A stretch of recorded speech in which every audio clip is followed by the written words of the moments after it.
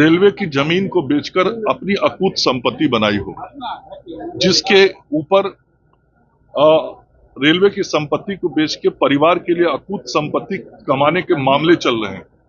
परिवार के लोग वैसे मामलों पर बेल पे, तो उस व्यक्ति के किसी इस प्रकार के बयान का कोई मतलब नहीं रह जाता है। जो व्यक्ति स्वयं रेलवे मंत्री के रूप में रेलवे के संपत्ति के बदले अपनी संपत्ति बनाने का जिन्होंने प्रयास किया हो, उससे समझा जा सकता है कि वो कैसे थे उस वक्त, और आज जो बयान वो दे रहे हैं, यदि यही सोचे होते उस वक्त तो शायद वो सब गलतियां वो न किए होते।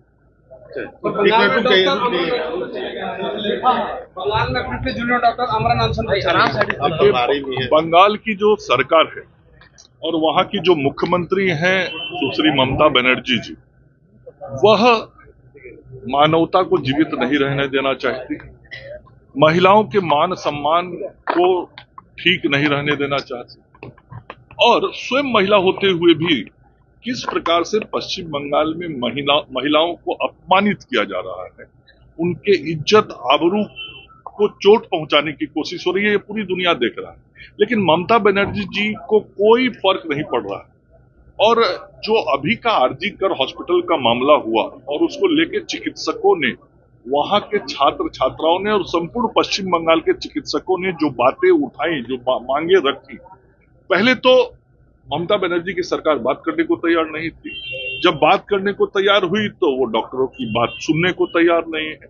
डॉक्टर भय में है, डॉक्टर और खास करके जो महिला चिकित्सक हैं, और मैं तो कहूंगा संपूर्ण महिला जो पश्चिम बंगाल की है, वो सब भयाक्रांत है, क्योंकि सबको अपनी इज्जत आबरू का डर लगता है। और हमारे जो चिकित्सक अपनी वाजिब बातों को वहां सरकार के सामने कह रहे हैं, रख रहे हैं, वो ममता बनर्जी सुनने को तैयार नहीं है। इसलिए तैयार नहीं है कि जो पूरा घटनाक्रम आरजी कर का हुआ था, उसमें जो उनके नजदीक के लोग फंसे हुए हैं, टीएमसी के लोग, उनको बचाना ही उनका मकसद है। और अब इससे बड़ा बात क्या हो सकता है कि जिस बच्ची की हत्या हुई थी,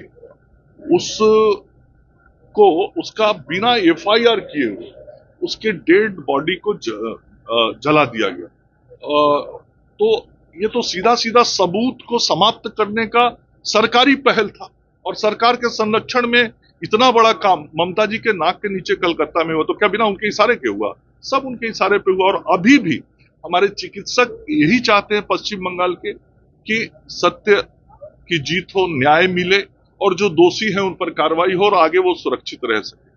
तो अपनी बातों को वो कह रहे हैं, लेकिन ममता बनर्जी ना तो सत्य को आगे आने देंगी, ना न्याय होने देंगी, ना चिकित्सकों के हित के बारे में कुछ सोचेंगे। एक बार